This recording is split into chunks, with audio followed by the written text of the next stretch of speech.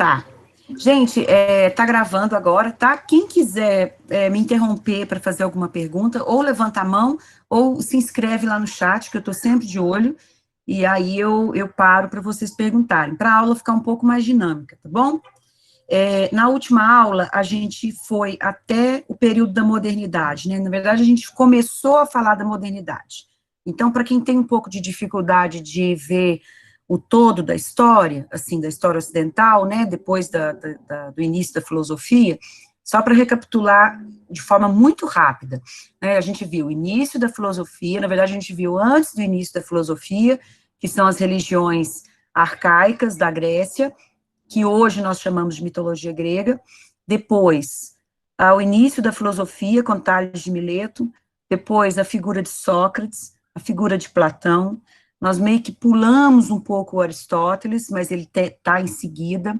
Depois de Aristóteles, né, a perda da soberania de Atenas para Roma, e aí com isso o início das escolas helenísticas, que são 4 escolas, né, cinismo, ceticismo, epicurismo e estoicismo. Depois a gente pulou o período medieval e foi falar de renascimento, né, a gente foi falar das condições históricas e sociais para o Renascimento. Então, nós mencionamos a invenção da imprensa na Holanda, por Gutenberg, e a reforma protestante na Alemanha, né, por Calvino, pelo Ítalo Calvino. E o outro, né, como é que é o nome do outro? Lembrei para mim. Esqueci o nome do outro. Eram 2.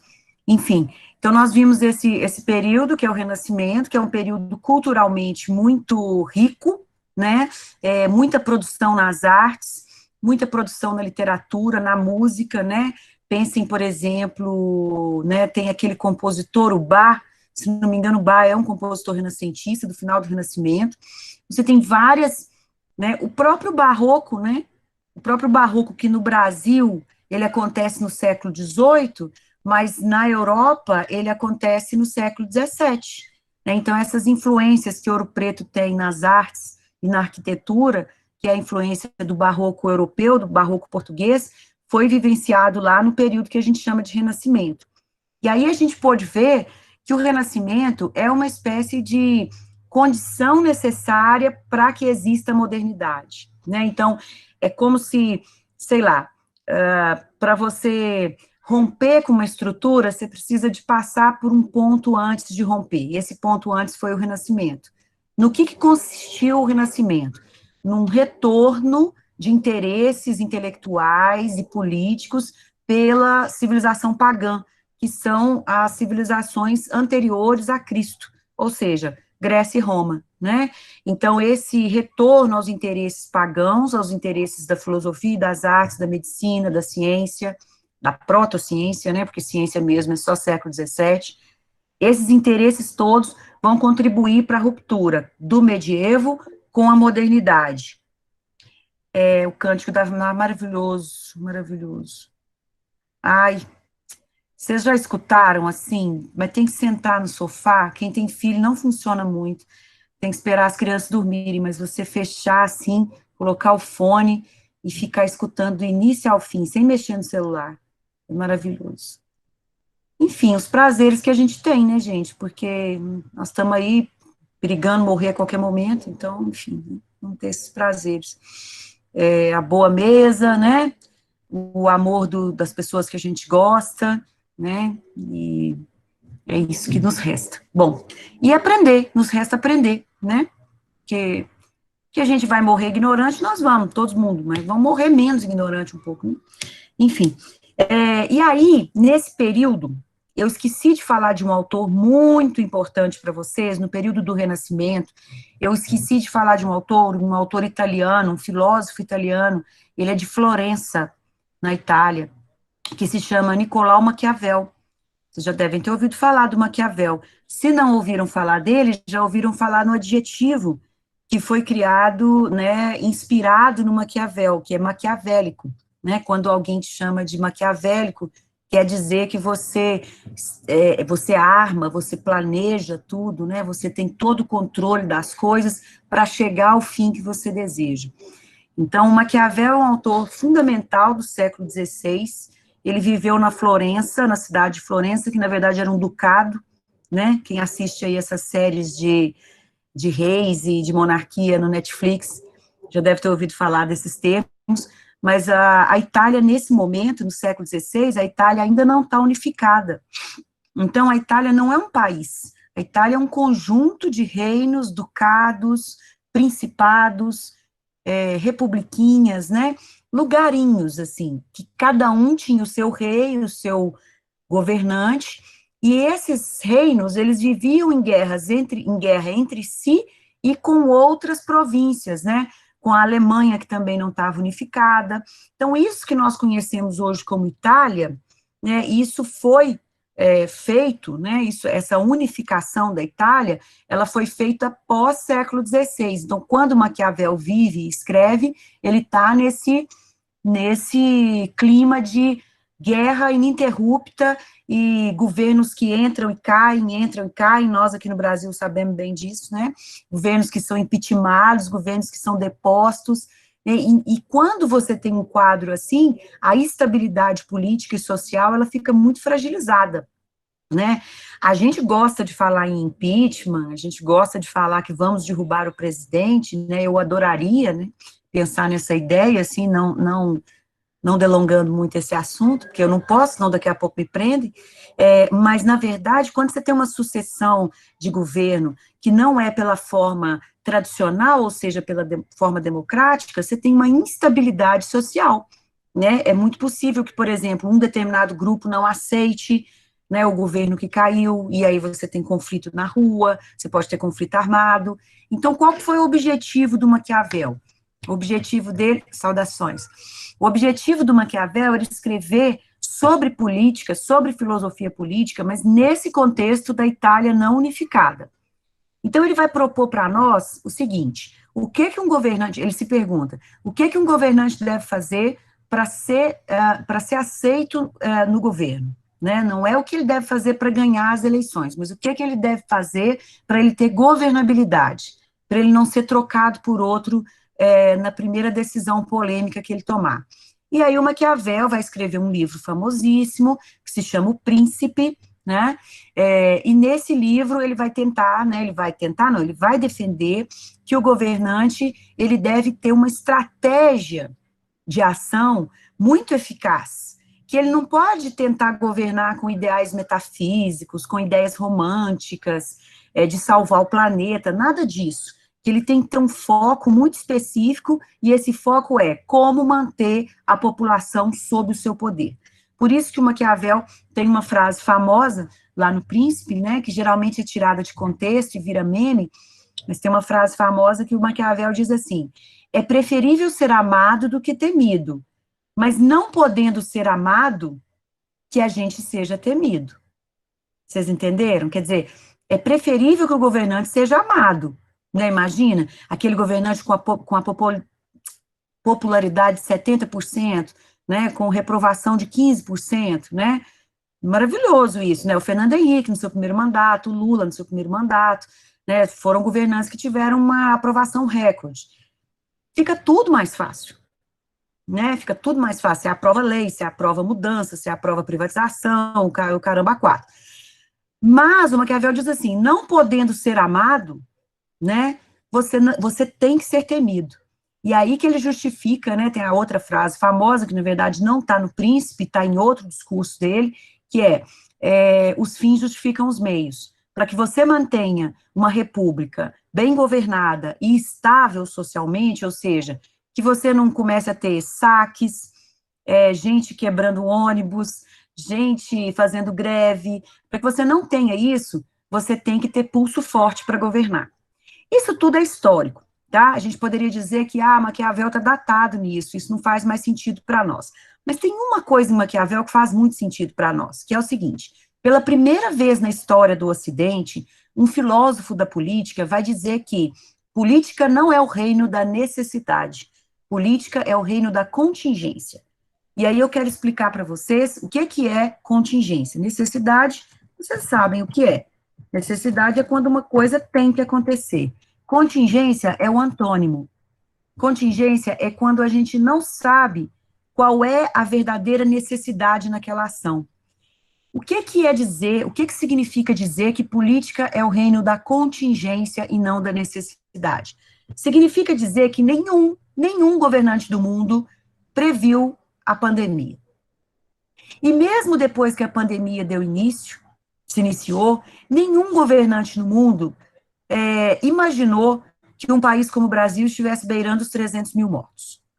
Nenhum governante no mundo previu que o vírus tivesse mutações. Ou seja, tudo com o qual o político tem que lidar é com contingências, é com coisas que a gente não sabe que vai acontecer, né? Vamos pensar aí um prefeito de uma cidade de 10 mil habitantes. Ele não sabe qual bueiro vai estourar, ele não sabe qual encanamento de qual rua vai estourar, ele não sabe se vai vir uma chuva de granizo e vai quebrar vários prédios. Então, o político, ele tem que ter duas qualidades para Maquiavel, né? Ele tem que ter virtude, tá? Oh, desculpa, ele tem que ter uma qualidade. Ele tem que ter virtude, a gente poderia traduzir virtude por virtude, mas não é bem virtude, porque quando a gente fala em virtude, mais ou menos a gente imagina alguém agindo de maneira correta, não é? E virtude não é agir de maneira boazinha. Virtude é agir no momento certo, na hora certa, no tempo certo. Portanto, virtude tem a ver com outro termo, virtude é um termo latino, mas virtude tem a ver com um termo grego que se chama kairos. O que é kairos? Vou falar rapidamente para vocês. Kairos era o nome de uma divindade grega, tá?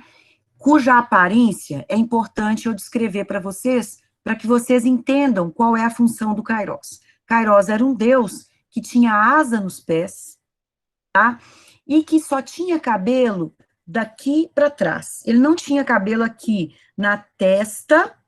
Sim, com certeza. É ser político, isso mesmo. Ele não tinha cabelo na testa e nem até o meio da cabeça. Ele só tinha cabelo daqui para trás.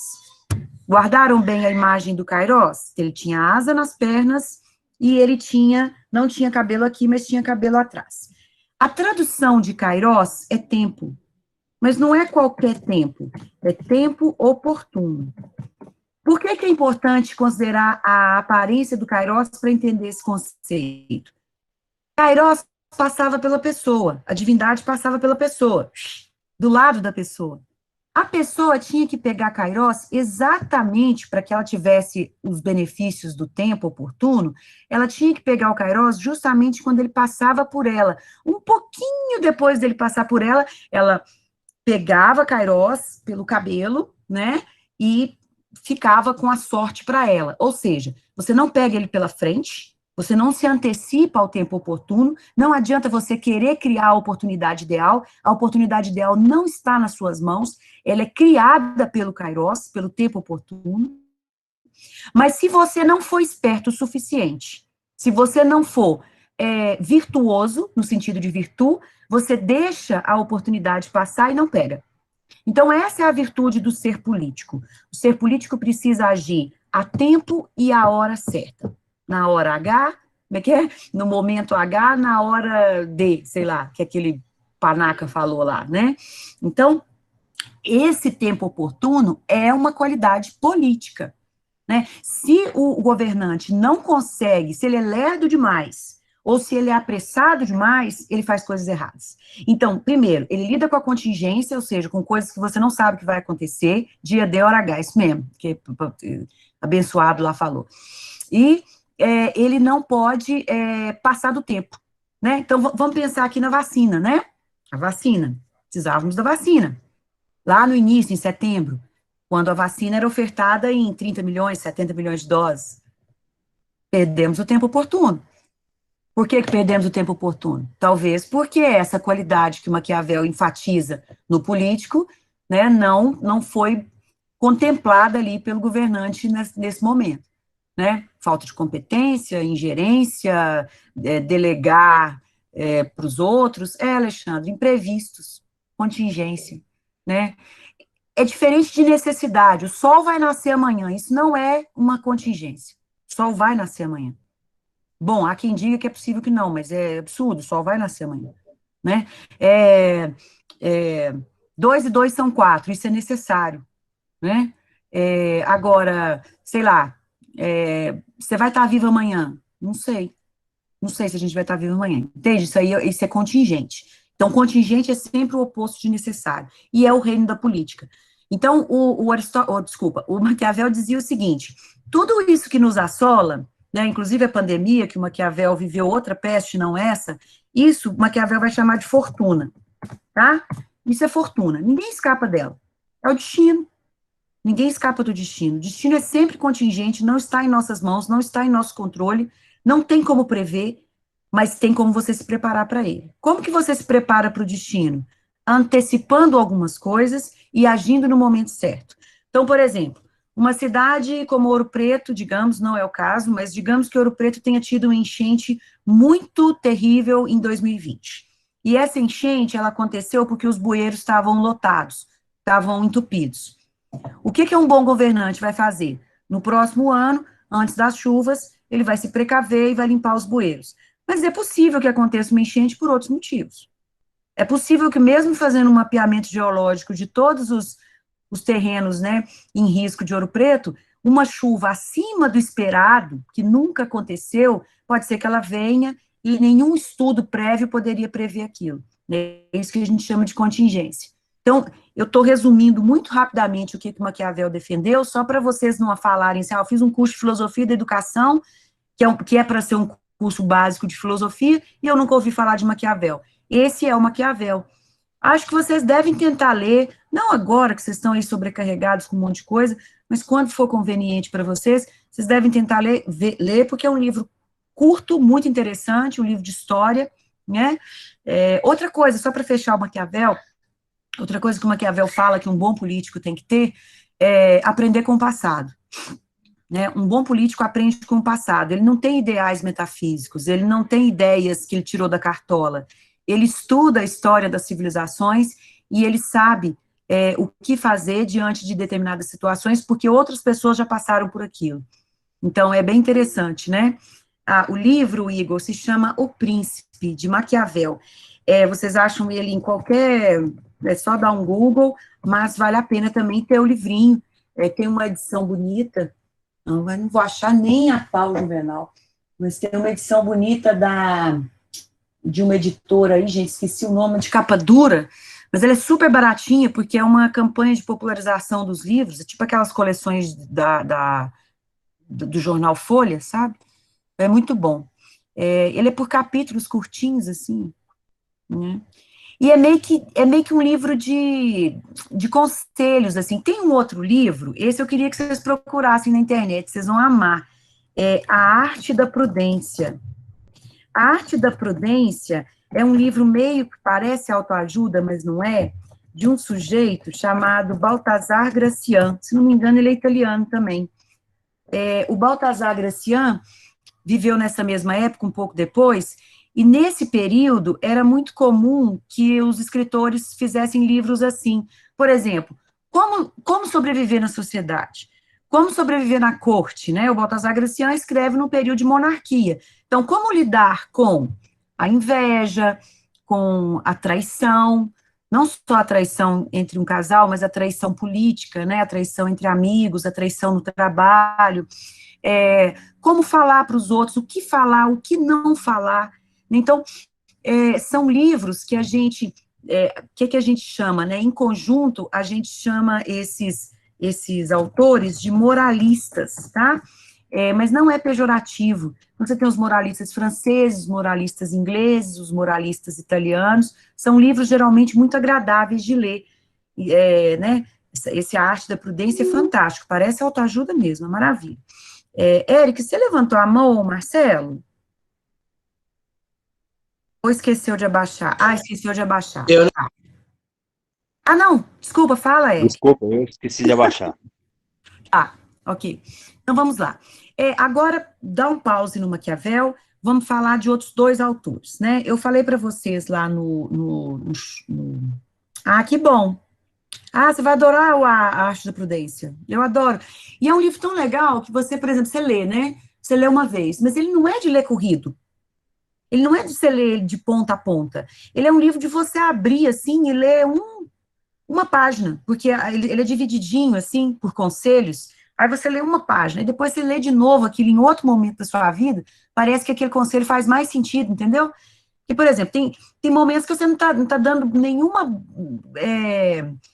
você não está dando nenhuma confiança para essa questão da inveja, mas em outro momento da sua vida você tá. Aí você lê aquele negócio ali e você acha, não, fantástico e tal. Bom, mas já dei duas dicas de livro, né? Então vamos lá. Agora vamos falar de um outro autor também renascentista. Ele nasceu em 1588, aí ele já está de renascentista para quase moderno, tá? E ele se chama Thomas Hobbes, tá? Thomas Hobbes nasceu em 1588. Eu ainda vou ser uma professora de ensino remoto que sabe projetar um negócio, ficar digitando, mas eu ainda não sou essa pessoa, não. O Thomas Hobbes nasceu em 1588, é um inglês, tá? E o Thomas Hobbes, ele escreveu um livro famoso, bem extenso, tá? Esse eu já não diria para vocês que é super prazeroso de ler, mas é um livro extremamente importante, que se chama O Leviatã. Leviatã é o nome de um monstro bíblico, né? Que aparece, se não me engano, no Apocalipse.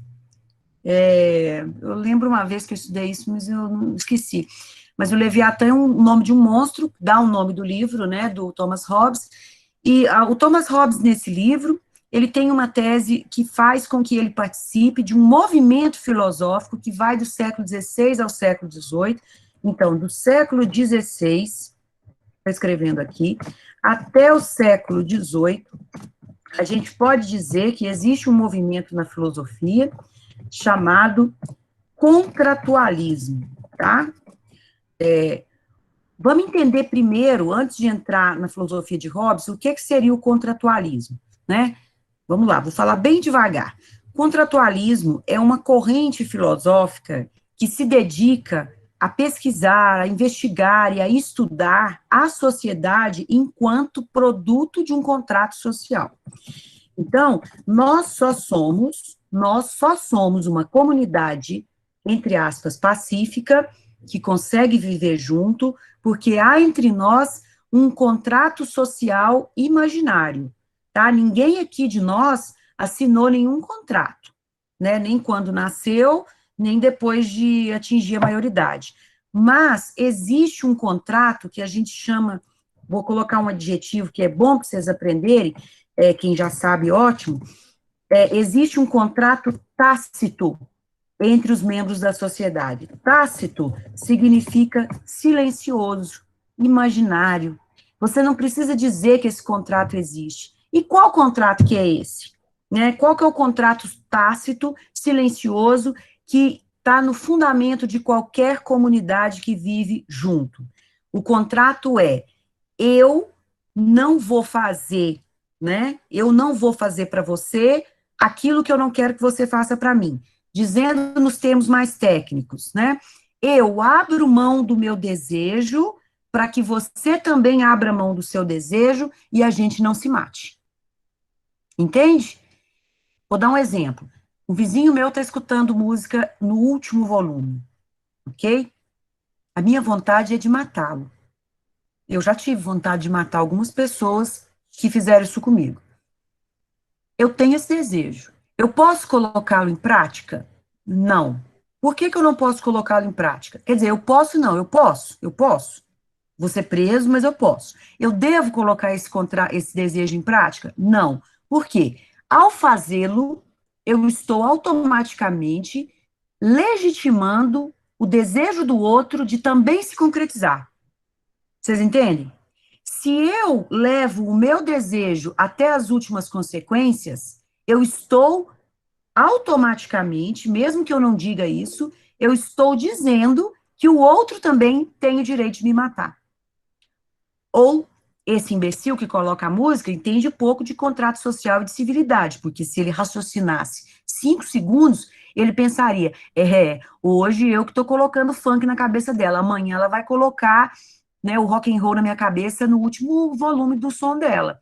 Então, não é melhor que a gente abra mão um pouco do nosso desejo restrito para que a gente possa viver no mínimo de paz? Resposta do contrato social é sim. Bom, mas por que a gente tem que fazer o contrato social? Por que isso pode ter consequências? Por que a gente não pode fazer tudo que a gente quer? Porque se nós fizéssemos tudo que a gente quer, automaticamente dando ao outro o direito de fazer tudo que ele quer, nós viveríamos uma guerra, e essa expressão é do Hobbes, uma guerra de todos contra todos. O que acontece nas guerras civis? Uma guerra de todos contra todos. Existem direitos humanos em guerras civis? Não. Existe polícia que dê conta de uma guerra civil? Também não. Quando a gente está em estado de guerra civil, a qualquer momento que você está andando na rua, você pode ser assassinado. Por isso as pessoas andam armadas. O que é melhor? Viver em estado de guerra de todos contra todos ou viver em sociedade? A resposta da racionalidade, da razão, é viver em sociedade. Exatamente isso, Alexandre. O teu direito começa quando termina o meu. Essas frases, gente, o teu direito começa quando termina o meu, eu preciso abrir mão do meu desejo, porque senão a gente vai viver uma guerra de todos contra todos, é preciso ter bom senso para viver entre outras pessoas. Essas frases são todas frases que ecoam lá no iluminismo, né, no igualdade, liberdade e fraternidade, né? Isso recoa lá no justnaturalismo, no direito natural, na ideia de que nós todos somos iguais, né, de que a gente tem que abrir mão um pouco daquilo que a gente quer, né? Porque, veja, não é imoral você querer matar alguém. Não é imoral você querer trair, você querer mentir, você desejar a mulher do próximo, o marido da próxima, isso não é imoral. Pensar não é. Exceto se você estiver lá no registro da Igreja Católica, aí não estamos falando de pecado. Mas aqui é uma aula de filosofia, então vamos deixar isso um pouco suspenso, né? Não é imoral. O que é imoral? Você põe em prática. Então, o contrato social, ele vem para regular essas relações. O que o Hobbes vai dizer? Se não tivesse o contrato social, o nosso Estado seria de guerra de todos contra todos. Porque o Hobbes acredita que o homem, aqui leia-se o ser humano, tá? Ele é mal por natureza. Mas esse mal do Hobbes não é um mal assim, nossa, eu vou te esgoelar. Não é isso, não é um mal no sentido de perverso, tá? Não é perverso, não é o mal do psicopata, é o mal no sentido de competitivo. O Hobbes vai dizer que nós somos tal e qual animais na floresta. E nós competimos por comida, nós competimos para acasalar, nós competimos pela propriedade, né? Esse território é meu e não teu. Então, o homem, não é que ele é perverso no sentido de, nossa senhora, o monstro encarnado, não, ele é competitivo, porque ele está sendo o quê? A natureza humana é uma natureza animal. Tá vendo como que já rompe com a Idade Média? Não tem nada de natureza divina. A natureza do homem é animal e ele é competitivo. Então, se tiver uma fruta e dois homens no meio da floresta, eles vão brigar até a morte para poder ficar com a fruta e não morrer de fome. Então, é esse sentido de maldade. Então, o Hobbes vai dizer que a natureza nossa é competitiva. Quem aí já conviveu com um bebê ou dois irmãos, crianças, pode bem comprovar isso, né? E aí o Hobbes vai dizer, ora, se nós temos uma natureza competitiva, né, pela sobrevivência, e se essa natureza, se for deixada ao léu, leva à morte de todos, né, porque o mais forte vai sobreviver, o que a gente precisa? A gente precisa de um contrato social em que, por medo de ser morto, eu abra mão de satisfazer os meus desejos. E quem que vai coordenar esse contrato social? Quem vai cobrar as cláusulas desse contrato de cada cidadão? O Estado. E o Estado, para Hobbes, nada mais é, tá, do que o Leviatã. Por que ele usa a imagem desse monstro? Porque o Leviatã é um monstro marinho que tem, milhares, aí eu exagerei, né? Que tem vários tentáculos. Então, enquanto ele pega um, ele pega outro, ele pega outro. Então, essa imagem da mão invisível do Estado, não no sentido da economia neoliberal, tá, gente? Mas no sentido de um Estado que consegue coagir os seus membros, né, a agirem conforme o contrato social. Vai dar problema? Vai. Toda hora vai dar problema. Toda hora vai ter alguém que não conhece que não reconhece esse contrato e que vai querer matar o outro. Mas é exceção, entende? Não é regra. A regra tem que ser o contrato, senão a gente não tem vida, a gente não sobrevive, a gente não consegue construir cultura, por exemplo, né? Em qualquer mínima cultura você tem regras. Numa cultura indígena aí, no meio da Amazônia, você tem regras, né? Então essas regras também são um tipo de contrato social. Então, aí o Hobbes disse isso, tá? Aí, né, vamos ver se eu consigo a façanha de terminar a aula em 10 minutos, vai extrapolar 5 minutos, tá, gente? Aí, o que que acontece? No ano de 1712, o Locke estava desligado. No ano de 1712, vai nascer outro contratualista, chamado Jean-Jacques Rousseau, tá? Então, o que o Jean-Jacques Rousseau, em 1712, claro que não, que foi quando ele nasceu, mas aí uns 25 anos depois, o que o Jean-Jacques Rousseau vai dizer? Ele vai dizer assim, olha, o Hobbes não está errado, não. Ele só esqueceu de uma coisa. Não é a natureza do homem, do ser humano, que é má por natureza, competitiva por natureza. Não é, desculpa, falei totalmente errado aqui. O homem não é mal por natureza, ele se tornou assim. O Rousseau vai acreditar que o ser humano é bom por natureza. E esse bom aí, gente, leia-se. Igual eu expliquei que o mal do Hobbes não é questão de ser perverso, psicopata, esse bom do Rousseau não é questão de ser bonzinho, caridoso, ajudar os outros, não é isso não. Esse bom do Rousseau significa ingênuo. Sabe quando um bebê é ingênuo? Ele não sabe o que lhe faz mal, o que lhe faz bem, ele não tem maldade? Então, segundo Rousseau, o homem, ele era bom por natureza. Só que aconteceu uma coisa, depois disso, gente, isso é um relato filosófico, tá? Não tem data, não tem escavações e nem fósseis para provar isso. É só para a gente pensar. Em algum momento, depois, né, do início das coisas, da vida em comunidade, em algum momento onde antes não havia propriedade, alguém fincou uma estaca no chão e disse: daqui para cá é meu, daqui para lá é seu. No momento em que esse ser humano fincou a primeira estaca, criando a ideia de propriedade privada, é que o homem passou aí sim a ter a sua natureza corrompida e agir da mesma forma que o Hobbes achava que os homens agiam por natureza, que é de forma vil, competitiva e violenta, né? Então, a propriedade privada, segundo Rousseau, é a origem de todos os problemas que assolaram a humanidade antes do contrato social. E aí sim, depois da propriedade privada, foi necessário que os seres humanos fizessem um contrato social, né? Foi necessário que eles elegessem, criassem acima de si uma vontade que fosse mais importante que a sua. E aí Rousseau vai cunhar dois conceitos: vontade de todos e vontade geral. Uma coisa é a vontade de todos, né? É eu querer agora estar numa praia. Vocês quererem agora estar numa praia. Ou vocês quererem estar num boteco lá no Barroco sem Covid. Né? Isso é a vontade de todos. Vontade geral é diferente. Vontade geral é uma vontade que está acima dos seus interesses particulares.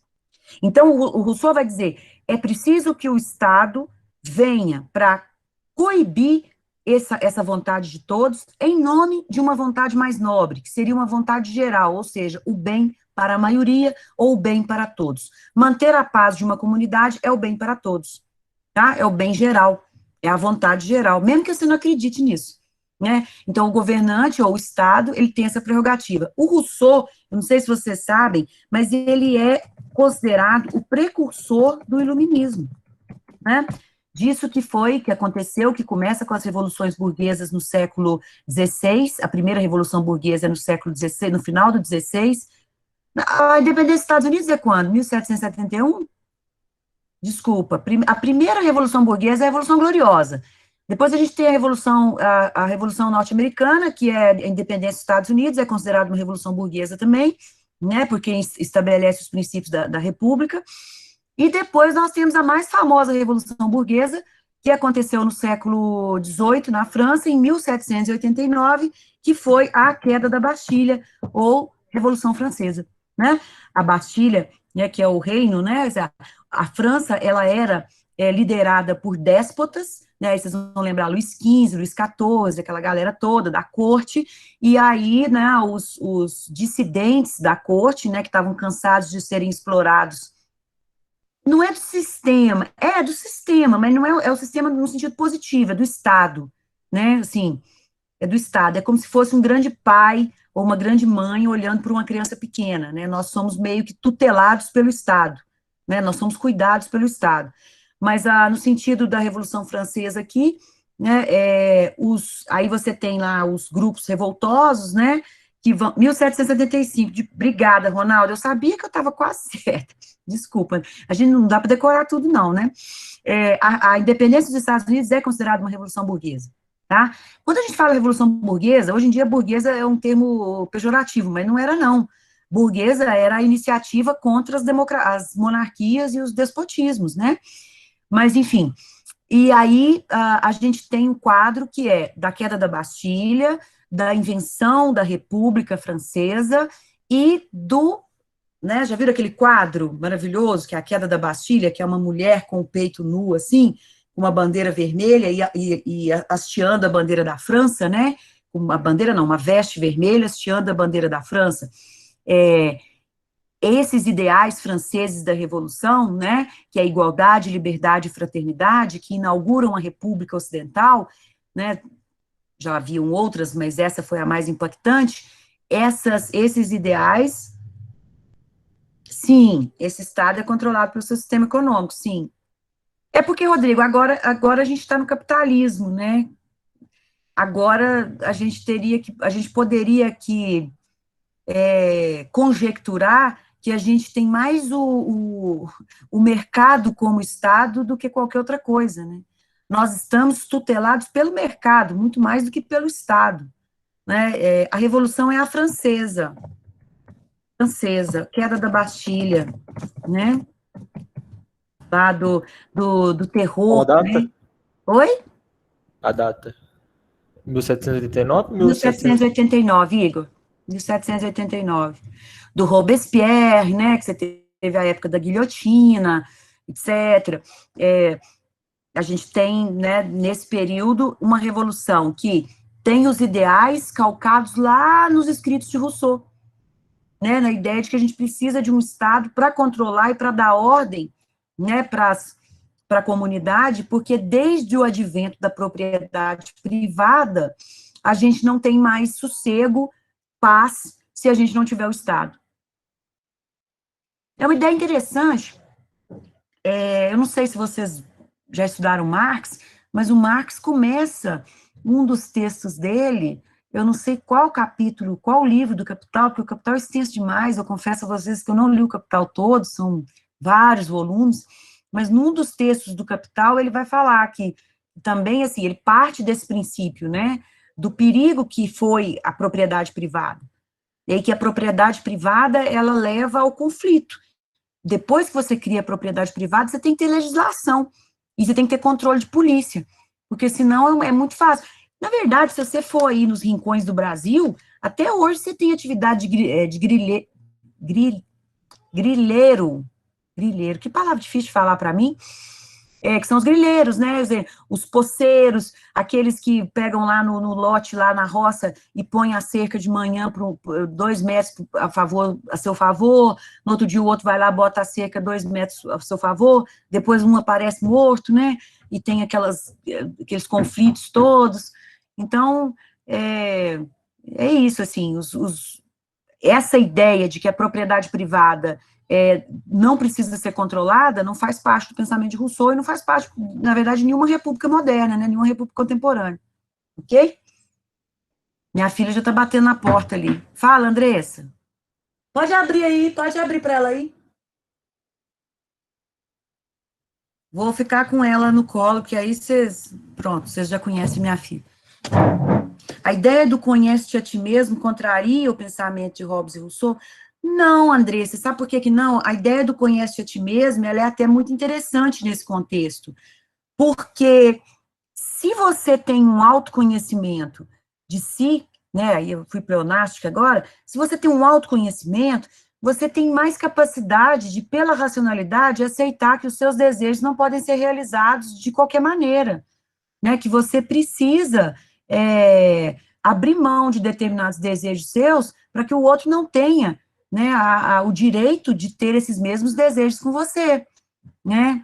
Então, essa é a ideia, assim, de que você está seguindo a racionalidade. Então, qualquer aprendizado que te ajude a seguir a racionalidade, ele é importante para a manutenção do Estado, né? Pessoas ignorantes, pessoas impetuosas, pessoas que não conseguem se controlar, são pessoas difíceis para o Estado, né?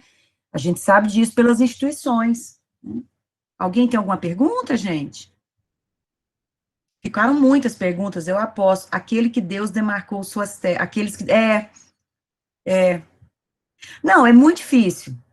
Eu tenho uma curiosidade, assim, quando eu estou andando, assim, quando eu vou para Divinópolis, que é a casa da minha mãe, quando eu vou para Belo Horizonte, eu fico olhando as terras, assim, na estrada, eu falo, gente, mas será que isso tudo tem dono? E se tem dono, quem comprou isso? Mas antes de quem comprou, quer dizer, o que foi antes, comprou também ou ganhou?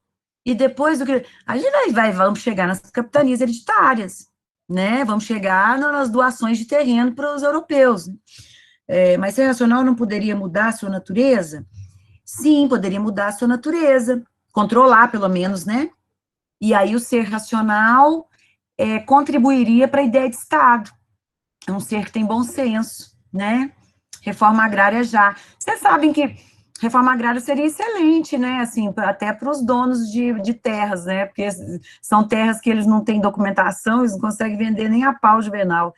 Então, o governo, geralmente, quando faz reforma agrária, compra essas terras acima do preço que elas valem, né, para depois distribuir. Então, seria uma boa. Sem falar no giro na economia, né, que a gente produziria mais grãos, mais soja, enfim. Ô, gente, mas pelo amor de Deus, ô, Ronaldo, a gente fala em reforma agrária agora, é tipo você querer comprar uma fruteira de cristal quando você não tem nem mesa. Entendeu? Falar de uma coisa tão importante como essa agora, quando a gente não tem nem o mínimo, né? Quando a gente não tem nem... Você entende o que eu estou falando? Nós não temos nem o mínimo. Eu já ficaria, assim, muito satisfeita da gente ter um ministro da Saúde que segue os princípios da ciência, né? Assim. Ai, mas vamos parar, né? Senão eu falo demais. Fala, Ronaldo. O interessante disso é que a própria Constituição, nossa Constituição, fala que no Brasil tem terra para todo mundo, né? E a gente vê que na teoria isso não funciona. E, minha opinião, realmente tem terra para todo mundo, né? Só que os grandes terrenos estão concentrados na mão da pequena maioria, né? Assim, dos maiores, né? Poucas pessoas, né? Então, assim, eu acredito que em outros momentos essa reforma agrária ela já devia ter acontecido, não nesse momento agora, né? A gente vê que, igual você falou, assim, às vezes as pessoas não têm o direito básico ali, né? Então, Não tem saneamento básico. em outro Não tem momento, saneamento, né? isso poderia ter acontecido, né? Mas se a gente ficar aqui, a gente vai ficar até amanhã aqui Mas, ô debatendo. Ronaldo, deixa eu falar, foi interessante você falar isso, eu queria compartilhar uma coisa com vocês. Apesar de eu ser de orientação política muito bem definida, eu não tenho nenhum problema de assumir minha orientação política, né, nem as pessoas que eu admiro na política, nem as que eu critico, eu sou filósofa, sabe? Eu gosto muito do movimento político, mas eu acho que tem muito panfleto por aí. O que eu estou chamando de panfleto? Dizer que, não fez porque não quis. Fulano não fez reforma agrária porque não quis. Eu não vejo muito dessa forma. Eu vejo que a história, ela tem um mecanismo interno próprio. Você já reparou que certas coisas só podem vir à tona em determinadas épocas? Se você falasse, por exemplo, de feminicídio na década de 70, você acha que essa lei passaria? Não. Se você falasse, por exemplo, em homofobia na década de 90, é muito comum você ir no YouTube e ver programas do Silvio Santos, do Faustão, com piadas escrachadas sobre gay, e todo mundo aceitava isso. O que eu estou querendo dizer? Que a gente tem muito mais um quadro de períodos históricos preconceituosos do que de pessoas preconceituosas. A gente tem muito mais um quadro de períodos em que coisas acontecem coisas são viáveis e períodos que não. Obviamente, quando a gente tem um governante mais progressista, essa roda gira um pouco mais rápido. Mas eu vejo com muito ceticismo a possibilidade de alguém entrar e falar, vamos fazer tudo, libera o aborto, reforma agrária já, imposto para grandes fortunas. Eu vejo com muito ceticismo isso, porque eu acredito que, de fato, o Brasil ele é muito novo. Né? Se a gente pensar que o Brasil tem 500 anos, e não é só de história, é de exploração, de colonização, ou seja, a gente não tem nem identidade. A gente foi roubado, tripudiado, assaltado, estuprado, né? Por que eu falo estuprado? Porque a miscigenação brasileira é fruta de estupro, né? A gente é dessa cor que a gente não sabe que cor que a gente é, porque a gente é fruto de estupro, no sentido de que, né, os europeus, os colonizadores, né, fizeram o que quiseram fazer, tanto com os africanos escravizados, quanto com os indígenas. E nós somos herdeiros dessa linhagem. Em alguma maneira, se você procurar na sua família, no seu tataravô, no seu não sei o quê, alguém ou é índio, ou alguém é africano e europeu. Ou seja, existe uma violência na nossa origem, essa violência, ela deixou marcas, ela deixou traumas, sintomas. Um dos sintomas que nós temos é o de vira-lata, é de achar que tudo que vem dos Estados Unidos e da Europa é melhor do que o nosso, mas eu entendo o que é ser brasileiro, porque não é fácil você ser tutelado por 500 anos e de repente falar, eu fiquei livre, né? Agora eu vou gostar só de coisas brasileiras. Não é fácil. Né? A própria academia, a universidade está repleta disso. Nós estamos estudando quem aqui agora? Jean-Jacques Rousseau e Thomas Hobbes. A gente não está estudando um pensador brasileiro. Então, quer dizer, existem muitos pontos que a gente tem que superar, mas eu acredito muito nessa ideia de tempo da história, sabe? É claro que existem asnos que estão aquém do tempo e existem progressistas que estão além, mas tem um limite, sabe? Falei demais, né, gente? Fala, Marcelo. O Brasil, ele, pela idade que tem, né, está até bem adiantado em termos de muitas coisas, em termos de sociedade. A miscigenação é uma coisa mesmo complicada, porque é um grande país e aí tem as seus focos, né, de pensamentos diferentes por regiões. Agora, eu queria só falar um pouquinho sobre o questionamento anterior. A sociedade como um todo, ela tem em si aquela questão de ficar aglomerada. Então, a reforma agrária é interessante e tudo, mas ninguém quer andar 1 quilômetro, 2 quilômetros para ir numa padaria, né? Para ir num bar, ir no supermercado. Então, as pessoas se aglomeram e crescem a cidade, cresce verticalmente. Então, isso também é um fator que é contra... Dificulta, entendeu? É isso. Sim. Sim, dificulta, mas aí a gente poderia pensar, Marcelo, que uma reforma agrária, só conjecturando aqui, tá, gente? Não é matéria nossa não, mas eu estou conjecturando. Uma reforma agrária, ela deveria ter como fundamento uma inversão do êxodo rural. Porque o que a gente teve com a industrialização? O êxodo rural.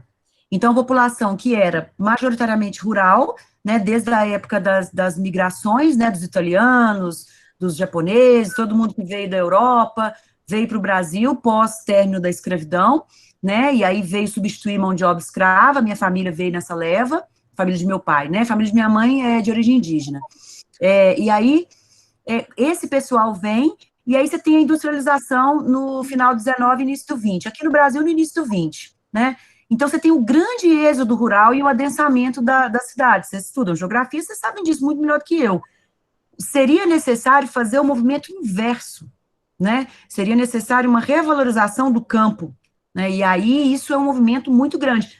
Talvez você esteja certo, talvez esse seja um dos grandes dificultadores. Eu vejo um outro, eu vejo um dificultador que é a sociedade entender que essa reforma poderia beneficiar a economia brasileira, e não ser uma forma de dar terra para sem terra, entendeu? Enquanto a sociedade brasileira entender que a reforma agrária é uma forma como é que chama? De paternalismo, de dar terra para quem não tem, ela nunca vai sair do papel. Ela só vai sair do papel quando a sociedade entender que é bom para ela que isso aconteça.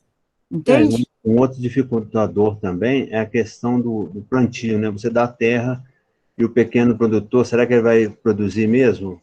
Ou será que ele vai montar uma pousada e querer viver de hotelaria? Então, Como é que a gente vai abastecer essas pessoas, esse mundão de gente aí sem campo para plantio, né? Máquinas. Mas aí, então, mas quem abastece o nosso Brasil são o pequeno. os... O grande vai para fora. Vai para fora, O exatamente. grande não fica aqui. O aglomerado, ele fica no morro. Por quê? As terras planas, boas, vai para plantio. Deixa o povo no morro. Eles vão precisar. Isso. Eles precisam disso. É política. A produção do arroz, a maior produção do arroz é de pequenos produtores. Mas aí, Marcelo, aí é aquela questão, né? A gente tem que ter planejamento, né? Você tem que ter um órgão para cuidar disso, né? Você tem que ter capacitação, você tem que ter orientação, você tem que ter legislação, né? Que é possível fazer, mas eu acho que nós, como eu disse antes, a gente está querendo comprar uma cristaleira, mas a gente não tem nem a casa para pôr dentro, sabe? Infelizmente, não estou falando isso feliz, não. Mas deixa eu só ver a pergunta do Daniel aqui. Será que não seria a natureza querendo exterminar os seres humanos, ou pelo menos os que menos se adaptam à natureza ou ao Estado, e se o Estado é a natureza humana? Você fala no caso do Covid, Daniel, ou você fala no caso Me explica melhor por áudio. E aí a gente... Professora, boa noite. É porque, pegando um pouco o gancho que a gente acabou falando aí, de como a sociedade está hoje, dos grandes conglomerados, né, que são as cidades, aí hoje a gente está vivendo uma realidade em que a gente precisa se afastar, né, e assim, às vezes eu brinquei aí, satirizando a parte aí que fala aí, querendo exterminar os seres humanos. Será que não seria uma tentativa de equilíbrio por parte da natureza? Entendi. A grande capacidade de adaptação que o ser humano tem. Entendi. Se nós nos pensarmos como parte da natureza, se a gente se pensar como natureza, né, como animais numa natureza, a gente pode pensar assim, eu não sei se tem teóricos que defendem isso, vou procurar saber para você, mas a gente pode pensar que o adensamento dos grandes centros, ele é autofágico, né? Ele vai até um ponto e depois ele vai ter que regredir. Porque aí você tem razão nesse ponto, quer dizer, aí você tem proliferação de doenças com mais facilidade, você tem o gargalo das grandes cidades, que é o trânsito, emissão de gases, né, tóxicos, nocivos à atmosfera. Existem várias coisas que podem causar um efeito contrário, que é o de voltar, né, a ocupar as terras de forma mais esparsa, né? Entendi, é legal a sua ideia. Eu não sei se tem alguém que fala isso. Será que o David Harvey, esses caras aí da geografia crítica, acho que pode ser, eu vou procurar saber, tá?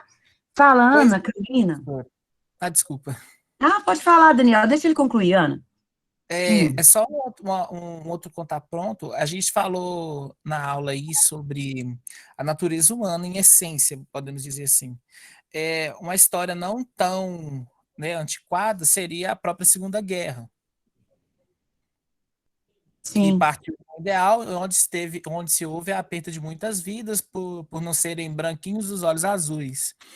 E, assim, a partir dessa premissa, o ser humano, em essência, é um problema. Olha, se é. Eu vou dizer uma coisa para vocês, eu era pessimista antes de estudar filosofia, depois eu fiquei mais. Quando eu fui estudar psicanálise, eu fiquei mais ainda. Eu acho que esse acordo entre os seres humanos pelo contrato social é algo que está sempre em risco, sempre em risco. Por isso a gente tem que reafirmá-lo sempre. Ana? Oi, eu só queria falar que vocês estão falando sobre essa inversão do êxodo rural, né? Os países escandinavos fizeram isso, tipo assim, a valorização do rural, a valorização do pequeno produtor, que é uma expressão nova, Sim. né, aqui, mas é bem antiga já lá. Sim. Ô, Ana, tudo que a gente quer é ser um país escandinavo, né? Porque parece que tudo que a gente tinha que fazer, os caras fazem primeiro, mas também eles são pequenininhos, né? É uma coisa mais fácil de administrar. Mas mesmo assim, são ideias muito boas, né? E assim, pensando, né, assim, na ideia de comprar ideias boas, né? o Brasil parece que imita o ruim, mas não imita o bom, né? Então, assim, é complicado. Pra você ter uma ideia, os Estados Unidos viveu o neoliberalismo, né, na época do Ronald Reagan, era o Ronald Reagan nos Estados Unidos e a Margaret Thatcher na Inglaterra. O Brasil viveu, a Inglaterra e os Estados Unidos viveram isso na década de 80 para 90. Nós estamos vivendo agora. Só que os Estados Unidos e a Inglaterra estão fazendo um movimento contrário, né, de estatização de alguns serviços e tal, e a gente ainda está, tipo assim, né, indo avante atrás do modelo europeu. É muito colonialismo, né, muito, a gente precisa pensar muito. E vocês da geografia, não estou falando que os da física não, mas principalmente vocês da geografia, vocês têm um compromisso ético de pensar a divisão social do espaço. Não tem jeito, né?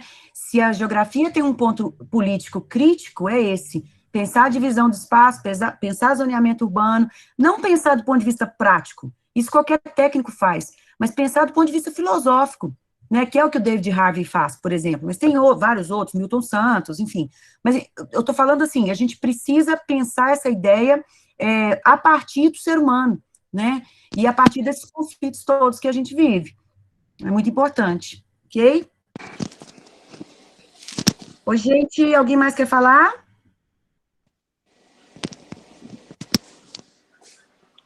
Ronaldo. Até você falando essa parte da colonização, eu falo que agora eu vou buscar no contexto histórico. A gente sabe que o Brasil foi um país colonizado para exploração. Então, eu acredito que esse é um fator que empaca, assim, o desenvolvimento do país. Por quê? A gente sabe que o Brasil foi explorado, né, sua matéria-prima foi explorada aqui e levada para fora. E se a gente for olhar a nossa matéria-prima, até hoje, ela é explorada. A gente é um país que é explorado até hoje. Uhum. Porque nossa matéria-prima ela é muito barata. Uhum. Né? A gente vende a matéria bruta, a petróleo, a gasolina, a gente vende ela bruta para refinar, depois comprar. Então, se a gente for olhar até minério hoje... de ferro, minério de ferro é o caso mais emblemático. Só que é um contexto diferente, mas se a gente for olhar, puxar mesmo na caneta, até hoje a gente é explorado. Então, eu acredito que esse contexto histórico empaca muito a situação do Brasil, essa situação da miscigenação também. Então, assim, tem vários fatores que a gente tem que resolver primeiro, para depois a gente pensar no desenvolvimento de uma reforma agrária e outras pautas, né? A gente tem tanta coisa para resolver para depois implantar um sistema EAD. Vamos puxar agora para fazer problema.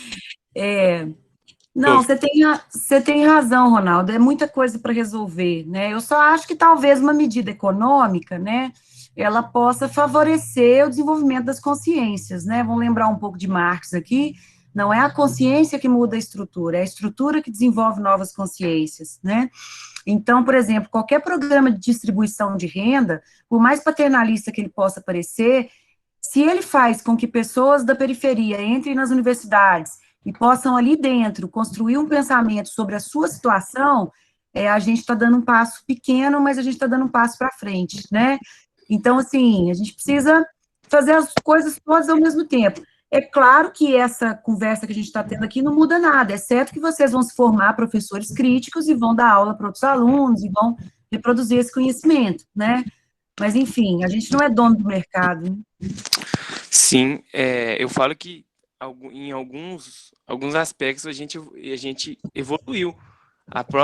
O acesso à universidade, assim, hoje, querendo ou não, a gente com o atual governo, a gente tem medo, né? Que a gente está vendo que isso pode regredir, a gente deu alguns passos, a gente pode voltar passos atrás, né? Então, assim, em alguns aspectos, alguns setores realmente evoluíram, né? Assim, mas a gente for olhar só a última frase aqui, para fechar minha fala, né? Uma crítica ao capitalismo, né? Uma crítica ao proletariado mesmo, né? Porque o grande sabe, se o pequeno parar, ele está fudido.